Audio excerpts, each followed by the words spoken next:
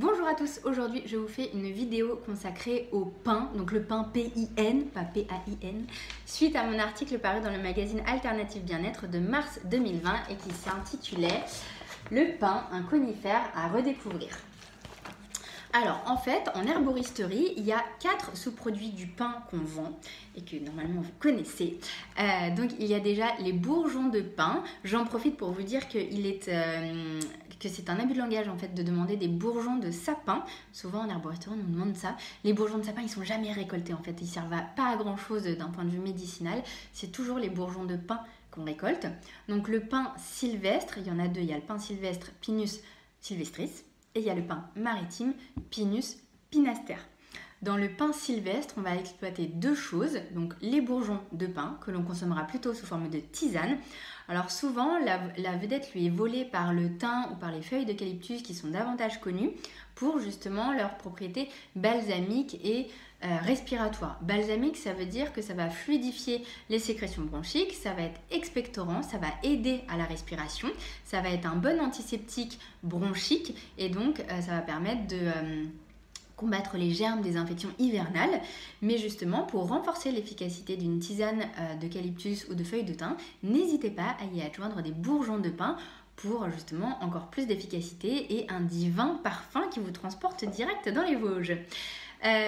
Autre utilisation du pain sylvestre, c'est son huile essentielle. L'huile essentielle de pain sylvestre, on va l'utiliser surtout pour ses propriétés dites cortisone-like, puisqu'effectivement elle mime l'action de la cortisone dans notre corps. Elle a une action du coup booster.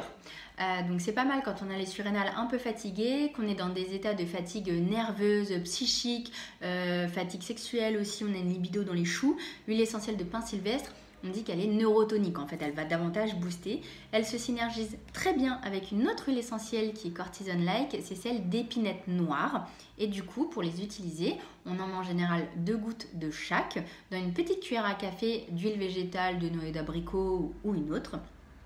Et le mieux, c'est de se les mettre directement sur les surrénales.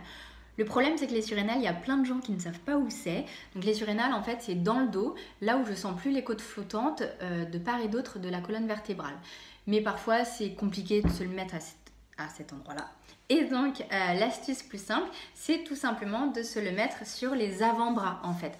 Donc, vous huilez déjà la zone et ensuite 2 gouttes de pain sylvestre, 2 gouttes d'huile essentielle d'épinette noire. Vous faites ça tous les matins au réveil. Vous pouvez aussi le faire vers 11h du matin et à 14h. Par contre, on évitera de le faire après puisque les glandes surrénales, elles arrêtent de bosser entre guillemets à partir de 15-16 heures et ça pourrait être trop boostant et du coup perturber le sommeil. C'est des huiles essentielles donc, qui sont irritantes, donc toujours c'est obligatoire de les diluer dans une huile végétale. On ne les met pas pures sur la peau. Maintenant on passe au pain maritime, le Pinus pinaster. Donc lui c'est un pain qui pousse moins dans les montagnes mais davantage proche de nos côtes et lui on va extraire 2 types de produits. On va extraire une huile essentielle, celle de térébenthine que tous les fans de menuiserie et d'ébénisterie connaissent bien puisque c'est une huile qui décape, on dit qu'elle est détersive, en fait elle décolle les résidus sur les essences de bois et qu'elle permet donc de raviver. Et pour nos bronches, elle fait un petit peu pareil. Donc c'est une huile essentielle qu'on utilise en massage sur le thorax justement. Là aussi, toujours diluée dans une huile végétale de votre choix. Ça peut être noix d'abricot, macadamia, menthe douce, peu importe. Elle peut se renforcer avec des huiles essentielles de niaouli ou d'eucalyptus globulus aussi en cas de bronchite, de toux quinteuse, de toux du fumeur. Pas hésiter à y avoir recours. Et il y a un autre produit qui est tiré de l'écorce du pain maritime qui s'appelle le pycnogénol. Le pycnogénol, c'est pas très connu, c'est un produit qui est relativement onéreux et que vous connaissez, que vous rencontrez dans les boutiques de compléments alimentaires sous forme de comprimés.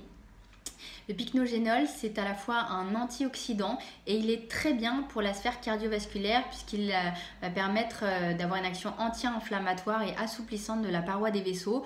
On en donne beaucoup sur des contextes d'athérosclérose et aussi de jambes lourdes, de varices, d'hémorroïdes, on peut en donner, et puis sur des contextes inflammatoires. Néanmoins, c'est quand même très cher, il faut coûter autour de 50 € la boîte de 30 comprimés, donc généralement, on va opter pour d'autres approches moins onéreuses, mais à savoir que cela existe.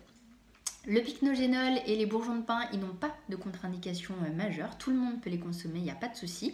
Les huiles essentielles, les deux, que ce soit celle de pin sylvestre, donc tirée des aiguilles de pin, ou l'huile essentielle de térébenthine qui est tirée de l'oléorésine du pin maritime. Elles sont contre-indiquées chez les asthmatiques, les femmes enceintes, les femmes allaitantes, les hypertendues. Et voilà, et ne s'utilise donc jamais pur, je l'ai dit, mais toujours dilué dans une huile végétale. Voilà pour ce petit focus sur le pain, donc n'hésitez pas à y avoir recours. D'ici là, je vous souhaite une très bonne journée. Prenez soin de vous, au naturel et à bientôt.